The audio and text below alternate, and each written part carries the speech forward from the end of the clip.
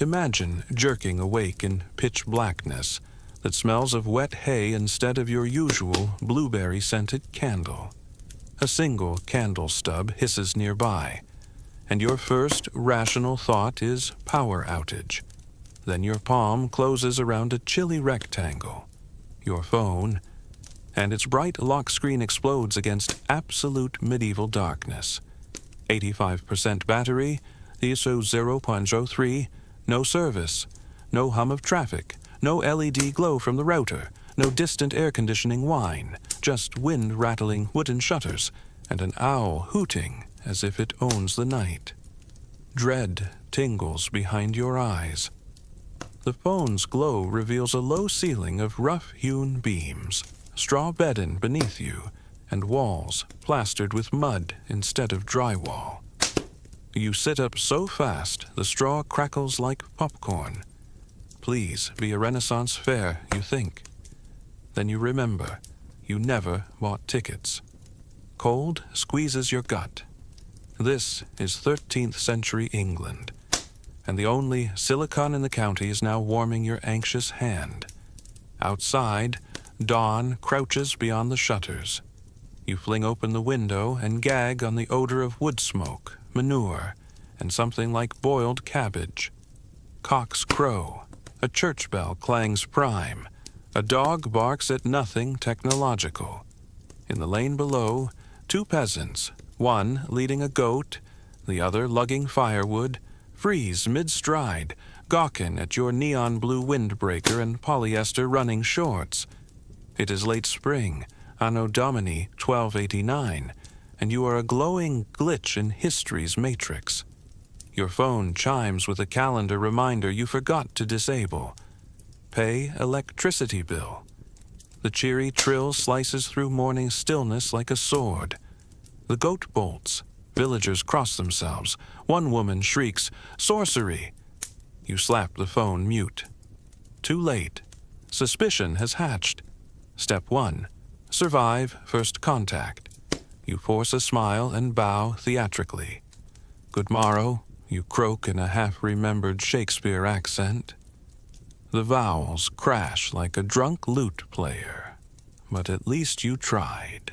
A broad-shouldered reeve named Ethelstan, think medieval landlord, micro-mayor and part-time bouncer, advances with a cudgel fashioned from honest English oak. You raise both palms, phone tucked discreetly behind your forearm. You search for an era-appropriate cover story, a pilgrim from far Cornwall. A bad storm cast me off my route. The reeve's brow furrows. Cornwall or Mars, you look equally alien. Just when the cudgel seems inevitable, a white-haired widow pushes through the crowd. Mistress Agnes, fingers gnarled by decades of wool carding, presses a hand to your forehead and declares you fever-struck. Fever means penance, prayer, patience, not execution. She ushers you into her cottage, a one-room time capsule of soot, bread crusts, and damp wool cloaks. Inside, your phone's flashlight illuminates the gloom, too useful to ignore, too magical to flaunt. You angle it at the dirt floor only long enough to find a bench. Agnes ladles turnip stew into a wooden bowl and studies your bizarre zippered backpack. Somewhere behind her, cataract-clouded eyes, flickers curiosity, not fear. You decide to trade knowledge for shelter. As you eat, you notice her cough, wet, rattling in her chest. With every spoonful of stew, she swallows phlegm. You know enough germ theory to win a pub quiz, but explaining bacteria in 1289 risks pyres and pitchforks. You settle for acting out. You wash your hands meticulously at her rain barrel, humming Happy Birthday twice, scrubbing under fingernails with lye soap like a surgeon prepping for OR. Agnes laughs at your strange dance, yet copies you. Small seed, big harvest, maybe. Night deepens. You configure the phone to ultra-low-power airplane mode and open the offline Wikipedia articles you downloaded for weekend camping trips. First aid basics, crop rotation diagrams, charcoal filtration, crude antibiotics made from bread mold. Straw bedding pokes your ribs as you whisper modern truths into a world still debating if bathing is sinful. But the battery icon reminds you, time in this timeline is literally power draining from a lithium-ion cell. 79%. Tick, tick. You drift to sleep, dreaming of solar panels that don't exist yet, and a future that suddenly depends on how you expend 8 remaining bars of electric miracle. Sunrise drips through wattle and daub gaps, painting Agnes's cottage in amber stripes. You awake to clanging buckets, her niece, Ellen, fetching water from the community well. Ellen spots your stainless steel bottle reflecting dawn like polished silver. She gasps, crosses herself, and flees outside yelling about moon glass. Great. Monday morning, PR nightmare, medieval edition. First order of business. Blend in. Jeans vanish beneath a borrowed wool tunic that smells like wet sheep, but camouflage beats a neon windbreaker. You volunteer roof repairs, trading muscle for acceptance. Straw thatching is scratchy but strangely meditative. As you work, you slip practical advice into conversation. How chimneys draw smoke better if their vents taper. How boiling river water before drinking saves children from gut demons. Villagers laugh yet try, and discover fewer stomach cramps. You avoid the word bacteria, calling them invisible worms that hate heat. It sticks. By dusk, the hamlet's mothers simmer water like it's royal decree. Evening means ale at the tavern, a smoky room where gossip flows quicker than the Thames. You nurse a wooden cup of weak beer, safer than water, ironically, and keep your phone off to conserve juice.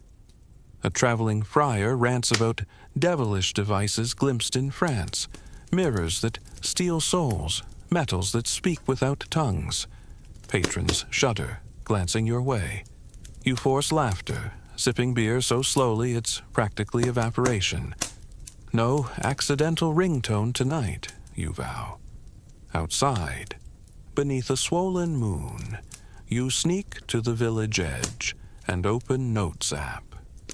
Battery reads 76%. You type a survival roadmap. Fabricate charcoal water filter. Teach 3-field crop rotation. Introduce soap from rendered animal fat and ash. Maybe penicillin if you find citrus or bread mold. Before you can hit save, a stable boy wanders past. The touchscreen's glow reflects in his frightened eyes. He shouts. Doors slam open. Torches flare. Adrenaline floods you. Running equals guilt. Instead, you hold up the phone and snap his picture. The shutter's click echoes like a crossbow bolt. The screen shows his face frozen mid-scream. Villagers gather, jaws dangling. Some kneel, convinced they're witnessing angelic sorcery. Others brandish pitchforks. Crisis demands narrative. You kneel too, leveling your eyes with theirs, and explain slowly. This glass records light, like paint records, color. You flip the phone and show them selfies of your cat back home, a New York skyline nightscape, and the Great Barrier Reef. Gasps ripple.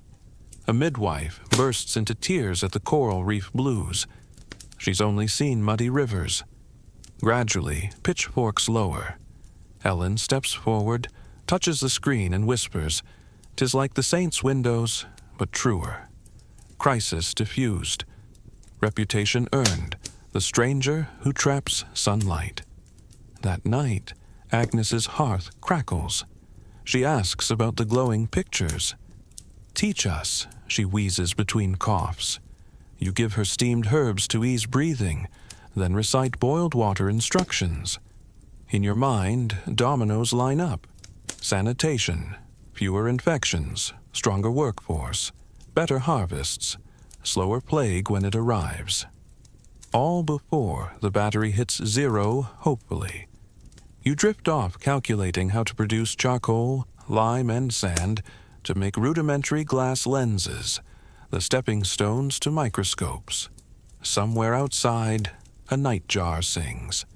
Inside, your phone ticks down to 74%. Not a sound, yet you feel every electron slip into entropy, the modern world melting like ice in medieval sun. 14 days weave into a tapestry of cautious miracles. You hold clandestine gatherings beneath the ancient oak beside the churchyard. Attendants, 10 peasants, 2 suspicious monks, and Tom the blacksmith's apprentice. Bright eyes, quicker wit. Lessons cover crop rotation, composting, and the scandalous idea that baths do not summon demons. You model a hand-washing ritual with ash soap, turning hygiene into theater. Laughter follows. So does imitation. Within a week, skin infections dwindle. Mothers declare the stranger a blessing. The local priest calls you marginally tolerable, which is medieval for 5-star review. Knowledge spreads like spilled ink. You sketch a proto-print in press, movable wooden blocks carved with letters, and Tom's muscular curiosity inflames. He and the blacksmith carve 40 letters in oak, mirror reversed after your frantic pantomime. Days later, the first broadsheet emerges.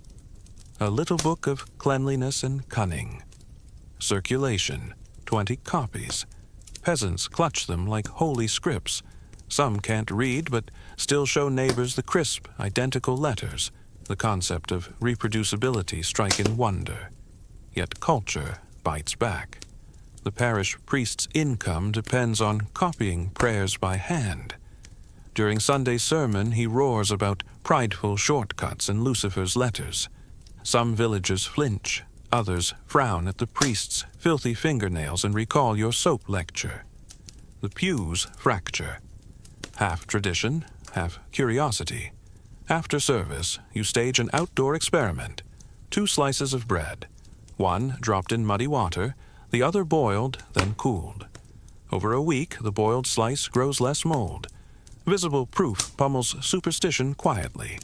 Converts multiply. Meanwhile, your phone battery plummets to 62%. You open the compass app to demonstrate Earth's magnetism. The spinning needle enthralls Tom. That night, he forges an iron nail.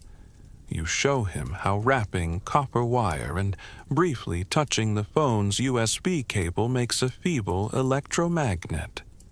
Sparks fly, literally. Tom's jaw drops. The priest faints. Peasants scatter. In the chaos, you realize you've shown a 1289 society its first taste of electricity. Consequence arrives on horseback. Sheriff Godwin, tax collector for Lord Geoffrey of Black Oak Keep, rides in to investigate rumors of harvest-boosting heresy. Higher yields mean smaller tithes, and the feudal machine dislikes shortfalls. You're hauled before Geoffrey, a baron with a hawk-sharp gaze and chain-mail temper. He demands demonstration. Panic claws your ribs, refuse and risk dungeon, comply and risk exposure. You tap the phone's flashlight under the vaulted ceiling. White-hot beams spear ancient shadows. Courtiers gasp. Geoffrey's daughter, Lady Isabel, reaches out as though touching starlight. You snap the flashlight off. Echoing darkness swallows awe. Geoffrey's verdict: house arrest in his castle library until you relinquish the angel lamp. Silver lining. Scrolls and manuscripts litter the room, some from Moorish Spain. You cross-reference Arabic numerals, Roman aqueduct designs, and herbal taxonomy with your phone's Wikipedia cache like a mad professor grafting centuries together. Isabel sneaks you quills and parchment. Her curiosity outweighs her father's authority. Thus begins the clandestine composition of Small Treatise on Invisible Beasts that Make Men Ill. Outside the keep, villagers grumble. The clean prophet imprisoned? Blasphemy? Under the oak, Tom stokes rebellion, printing pamphlets from your earlier woodblocks. Free the light bringer. Alehouses buzz. Pilgrims divert to witness history's gossip in real time. Lord Jeffrey's tax coffers feel the boycott. Pressure mounts. Battery sinks. 58%. Midnight inside Black Oak Library. Candles gutter. Quills scratch. You and Isabel diagram a wood-powered steam kettle rigged to a water wheel. A prototype engine centuries premature. She grasps ratios with lightning intellect. But knowledge radiates. Walls have ears. Jeffrey catches wind and threatens to shackle you unless blueprints remain exclusive to him. Monopoly looms. You counter with a risky proposal. Share inventions with the crown for broad benefit. Jeffrey scoffs until torches mass outside. Villagers, monks, Tom, even timid Agnes, chant for your release. Jeffrey, calculating survival, grants parole on one condition: present discoveries to the king in London and secure royal favor for Black Oak. A royal escort, 4 mounted guards with halberds, whisks you south across muddy roads. Isabel rides too, nominally as translator, actually as co-conspirator. In your satchel, press plans, electromagnet, invisible beasts treatise, and a phone now at 54%. Every bump feels like jostling a Fabergé egg made of future itself. London unfurls as a chaotic tapestry of timber houses and open sewers. Westminster's grey towers pierce a coal-smudged sky. King Edward IV, Longshanks, though he's still more prince than tyrant, summons you to a drafty chamber cluttered with falcons and scrolls. Courtiers eye your satchel the way modern investors eye startups. You present the printing press model. They gasp. You produce the electromagnet. They flinch. You unroll parchment diagrams of water-wheel-driven looms. Merchants salivate. But when you display hand-washing instructions, laughter rises until you demonstrate antisepsis on a wounded guard. Wine-soaked linen versus dirty rag. Within days, the treated wound swells less. Skepticism falters. Edward sets up a workshop near Smithfield. You draft the Commoner's Almanac. Volume 1. Crop calendars, hygiene rules, plague-avoiding tips, and even simple geometry puzzles for idle evenings. The press hammers out 200 copies in a week. More books than the average monastery scribes in a year. Literacy, curiosity, unrest. They bloom together like spring after plague. Guilds fear job loss. Bishops fear scriptural misinterpretation. Nobles fear taxes questioned by informed serfs. You negotiate. Every new technology buys a reform. Want early spinning wheels? Ease serfdom. Want improved fortifications? Fund public schools. Some deals stick, others stall, but seeds germinate. Battery, 43%. You grow desperate to extend your digital candle. You commission coppersmiths to build concave mirrors. Experimental solar reflectors to trickle charge via hacked hand-crank dynamo attached to the phone's port. Engineers doubt. The phone's port sputters sparks but gains 1 precious %. Meanwhile, the Fellowship of Natural Philosophers, monks, smiths, even washerwomen, gathers weekly under your guidance, calling themselves the Fellowship of Applied Wonder.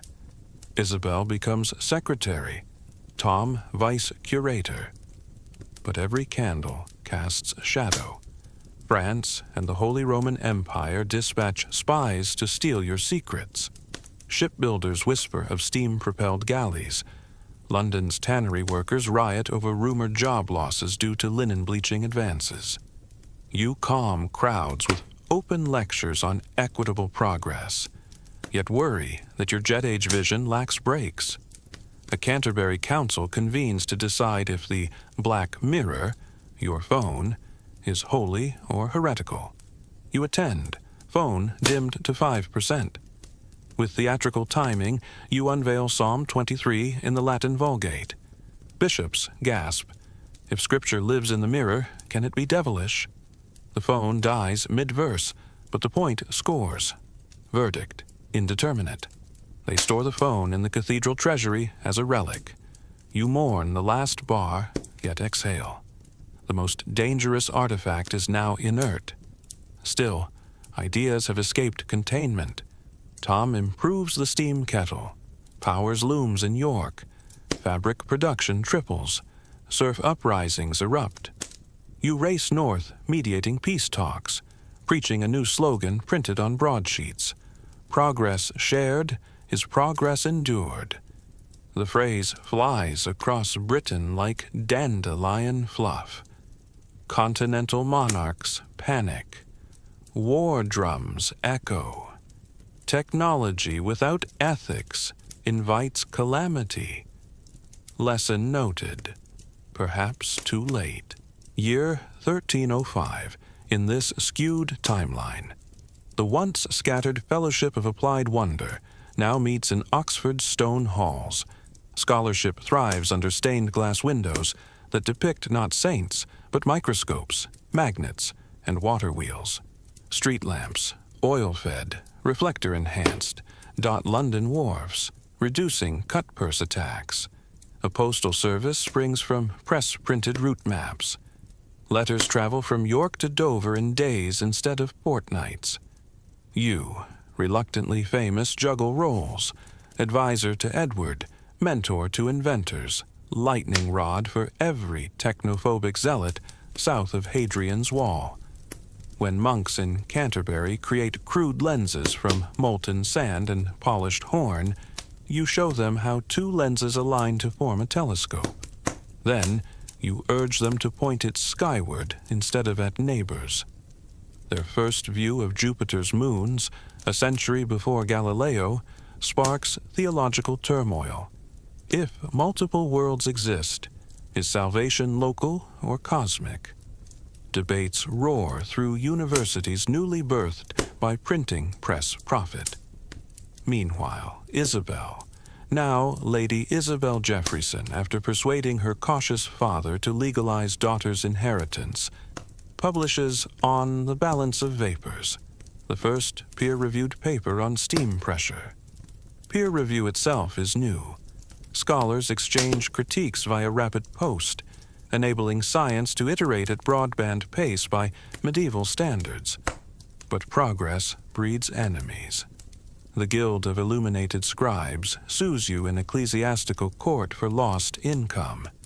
You defend yourself by demonstrating how printed Bibles reach rural parishes faster, spreading faith instead of diminishing it. The court rules against the Guild, but levies a compromise. A tax on each printed page to fund poorhouses. Strange bedfellows, technology and welfare centuries ahead.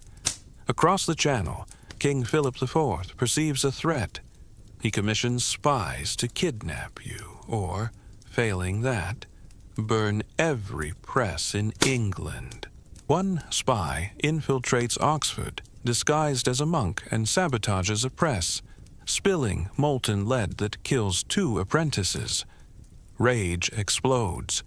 You speak at the funerals, advocating caution over vengeance, but Parliament votes funds for fire wagons, steam-propelled chariots, to patrol roads.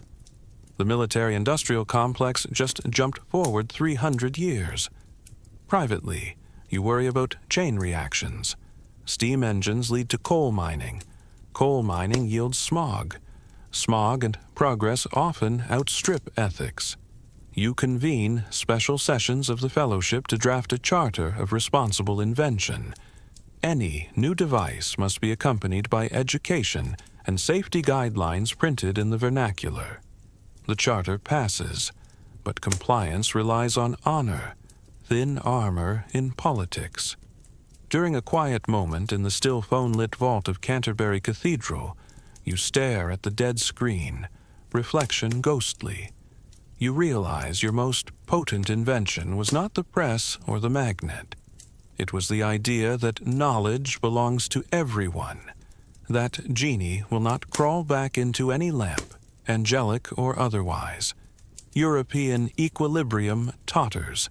England's literacy rate climbs. French peasants migrate seeking pamphlets and higher wages. The Hanseatic League frets about English innovations outpricing Baltic grain. Meanwhile, the Black Death, distant rumor from the east, approaches like a wolf you can't see but smell. When plague finally erupts in Genoa, your charter's pamphlets spread faster than rats. Instructions on boiling water, burning infected bedding, isolating the sick. Cities implement quarantine cordons mapped by press-printed posters. Taverns supply ash soap free, subsidized by page taxes.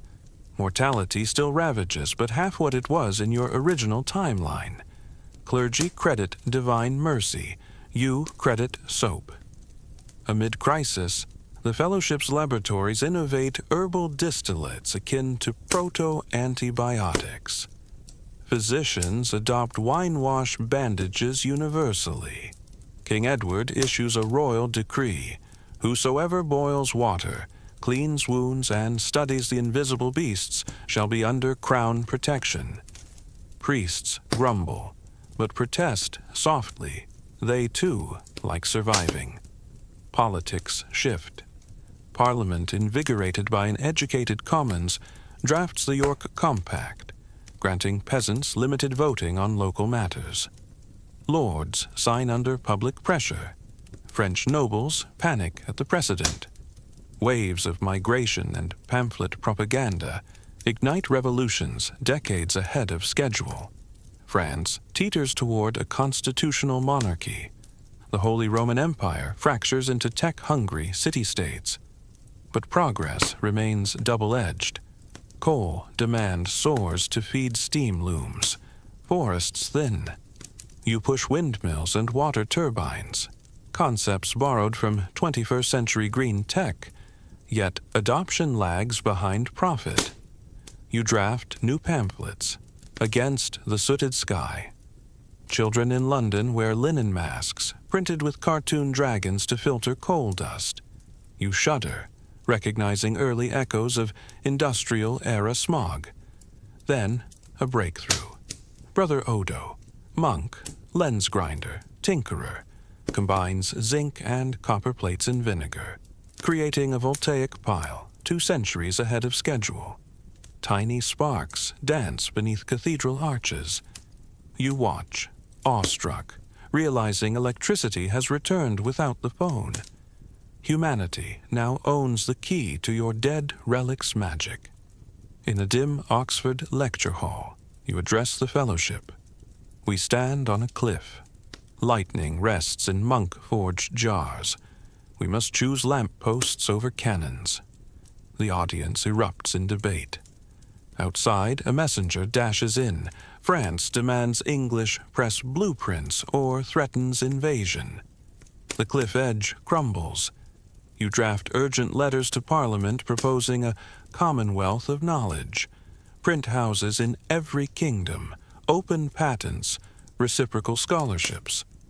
The plan aims to bind Europe with curiosity instead of conquest. Some call it idealism, others treason. Votes deadlock as armies mobilize. You pace your chamber, haunted by the phone's black mirror, wondering if you saved millions only to push nations into an earlier world war. The invasion never sails. Steam paddle boats clad in iron, blueprints you reluctantly approved, patrol the channel, deterring armadas. Instead, Europe plunges into an arms race of ideas. Presses bloom in Paris, Cologne, Florence. philosophers penned treatises on natural rights a century early. Leonardo-type polymaths emerge from every guild hall, merge in art and engineering. The Renaissance launches bilingually in Latin and Middle English tabloids. Meanwhile, the Black Death's muted bite accelerates population recovery.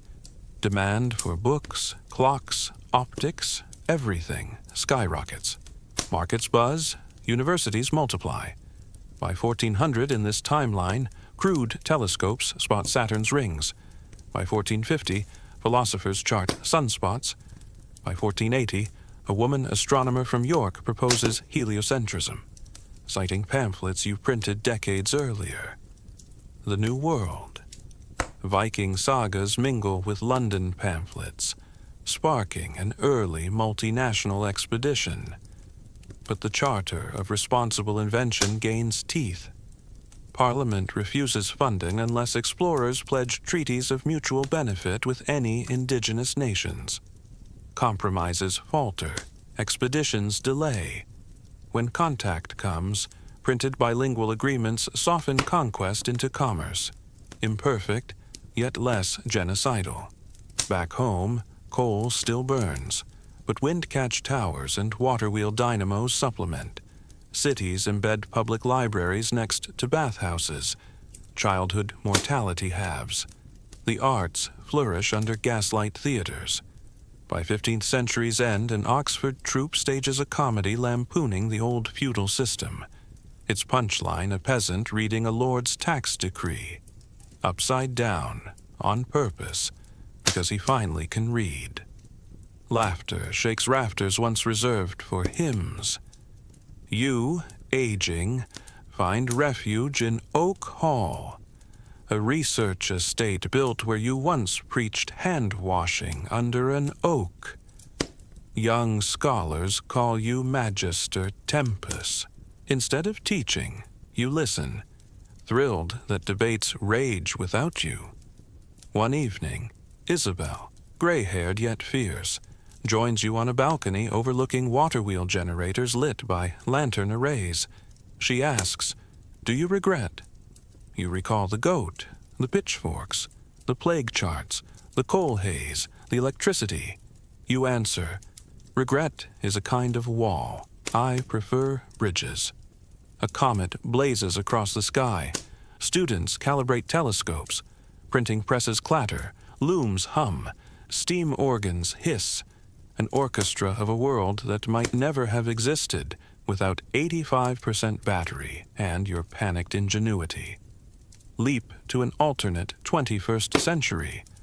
London's skyline resembles a cathedral made of turbines and polished copper. Maglev dragon carriages, named for the puff of harmless steam they once emitted, whisper along elevated tracks first carved from Roman roads, now lined with solar tiles. Antibiotics discovered in 1500 kept pandemics minor. Early environmental charters curbed runaway coal dependence. Air smells of rain, not smog. Inside Oak Valley Institute, successor to your Oak Tree classroom, historians convene the Grand Divergence Symposium. Holographic displays map parallel timelines. One shows our original 2025, World Wars, antibiotics in 1928, Internet memes, climate angst. The other shows their 2025, no world wars, just several continental tensions quickly settled by printed diplomacy. Antibiotics for centuries. Climate treaties signed in 1750 when tree ring data and coal smoke graphs appeared in broadsheets. In the exhibit hall, children gather beneath a crystalline case. Inside lies your silent phone, corroded port glittering.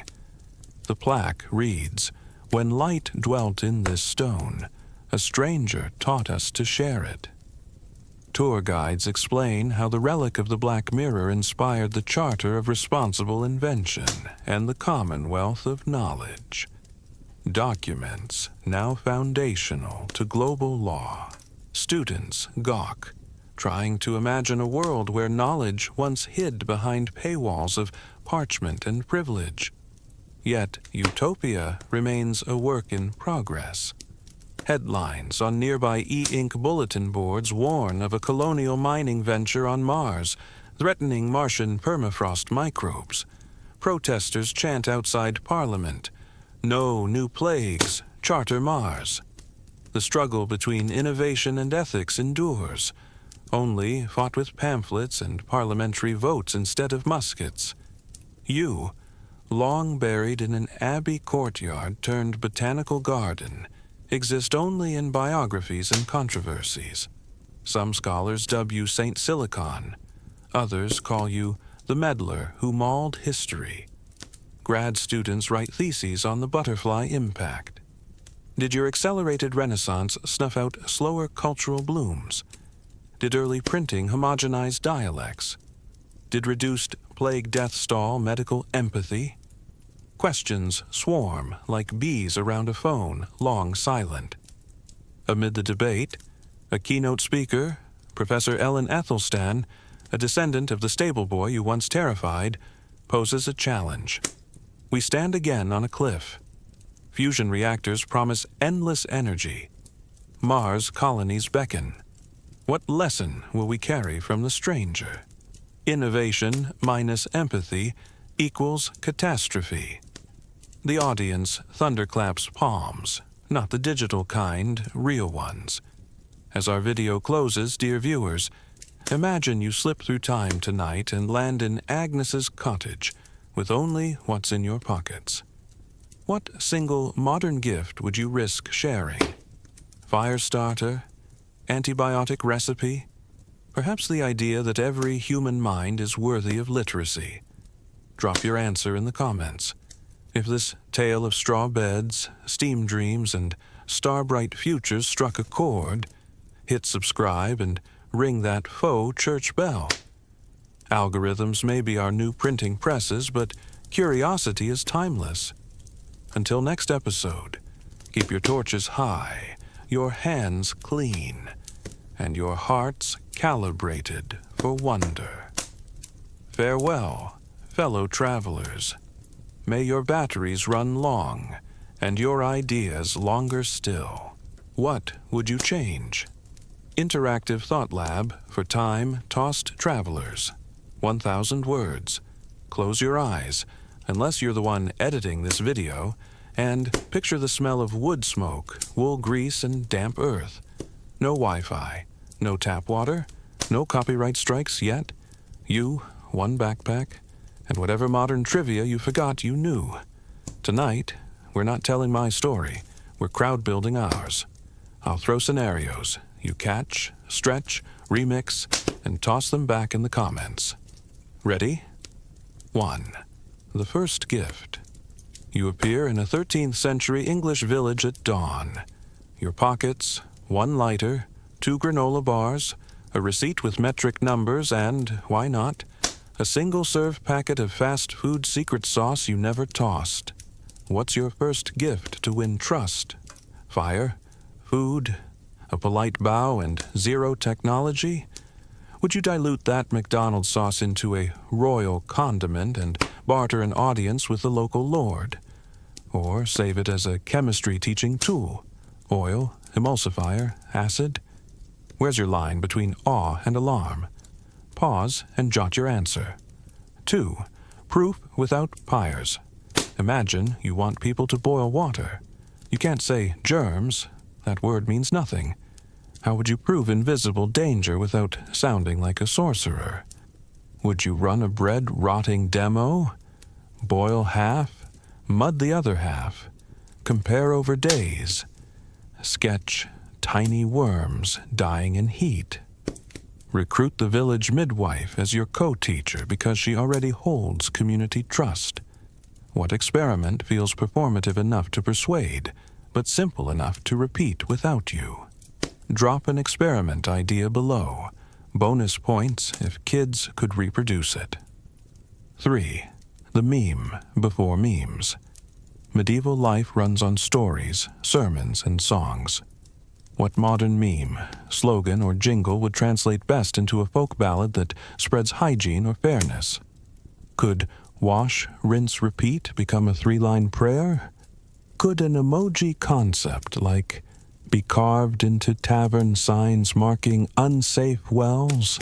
If you had to compress critical advice into 7 sung words, what's your lyric? Write your micro ballad in the comments. Rhymes optional, rhythm encouraged. 4. Tech triad. Which comes first? You can meaningfully introduce one of these in your first month. The others must wait. Printing, information spreads, literacy rises, power structures tremble. Basic antisepsis, fewer infections, population and credibility rise. Mechanical power, transfer, water wheels, plus cranks, essence, productivity leap, labor shifts. Which do you prioritize, and why? Do you pick the life-saving one to earn moral capital, or the information multiplier that lets them teach each other, or the labor engine that buys political leverage with lords? Tell me your priority order and your logic tree. What downstream changes are you aiming for? 5. Food diplomacy. Sauce, packet aside, food carries culture. What dish from your world could you replicate with medieval ingredients to blow aristocratic minds without revealing future trade goods? Could you caramelize onions low and slow and call it royal sweet relish? Could you introduce pickling brine as plague storage insurance? If you had salt, vinegar, herbs, and patience, could you stage a shelf-stable pantry revolution that outlives you? What's your signature safe tech disguised as dinner? Post your recipe concept. List only era-plausible ingredients. 6. Ethical spoiler alerts. Suppose you know a famine will strike in 2 years because you roughly remember a historical weather anomaly, but you're fuzzy on exact dates. Do you warn? How do you do it without discrediting yourself when you can't produce a calendar proof? Do you encourage grain storage as piety instead of prophecy, or create a harvest lottery game whose rules quietly build reserves? Where's the moral line between nudging and lying for good? I want to hear your strategy and your ethical justification. Short paragraph, please. 7. Hack the church. Don't fight it. Religious institutions hold literacy, authority, and networks. How might you partner rather than clash? Could you frame hand-washing as honoring God's craftsmanship? Cast crop rotation as rest for the earth on the Sabbath? Offer printed psalms to monasteries in exchange for distributing hygiene pamphlets stuffed inside? If you've ever had to sell a hard idea to a skeptical boss, this is that, but with incense. Type your best sermon, safe science metaphor. 8. Managing the magic box. Let's say your phone still has juice. When do you show it? And to whom? Picture 3 reveals. Villagers earn folk loyalty. The priest seek blessing, or the Lord seek protection. Each path risks different backlash. Would you ration glimpses? One miracle per social layer to control narrative? Would you photograph each witness and gift them a drawn portrait based on the photo, hiding the device thereafter? Or stash the phone entirely and never show it, using only remembered data? Vote. Villagers, clergy, Lord, no one. Explain why. 9. Gender, class, and who gets the manual knowledge democratizes unevenly. If you can only teach 3 people deeply, who are your seed minds? The midwife, health, blacksmith apprentice, mechanics, Reeves clerk, record keeping, noble's daughter, access, tavern singer, memetics. Build your 3-person starter kit and tell us the order you'd train them. Also, how do you protect your students from retaliation when their new skills disrupt power? Comment team names and your risk shield plan. 10. Accidental acceleration. Every tool you drop echoes centuries. Introduce soap. Population rises. Land pressure spikes. War. Introduce printing. Heresy spreads. Crackdowns. Innovation diaspora. What unintended consequence worries you most? Climate from early coal. Bioweaponization of germs once people kind of get microbiology. Societal fragmentation when peasants can compare tax rates. Choose a fear and sketch a mitigation. Policy, myth, tech break, or educational pact. Short, if X then Y, flowchart welcome. 11. Your legacy box. Assume you will not live to see the long arc. You get one cedar chest, iron banded, watertight. Inside, up to 10 pages parchment, a few durable tools, perhaps seeds, perhaps rules. The chest will be opened every generation. What do you put inside to maximize multi-century uplift while minimizing war bait? Would you outline germ theory pictograms, alphabet charts, rotating crop guides tied to lunar cycles, a recipe for concrete, a code of intellectual commons? Anyone may copy, none may hoard. List your chest contents numbered 1 to 10. Drop answers in the comments by numbered section so viewers can skim and build on each other's ideas. I'll pin creative highlights in a future episode and maybe prototype your best medieval experiments on camera. Minus actual plague, please. Your turn. If you landed in 1289 with a single modern secret, what would you dare to share, and why? Write it below. History won't wait. Neither will the algorithm, so like, subscribe, and ring the bell. See you in the threads, time travelers.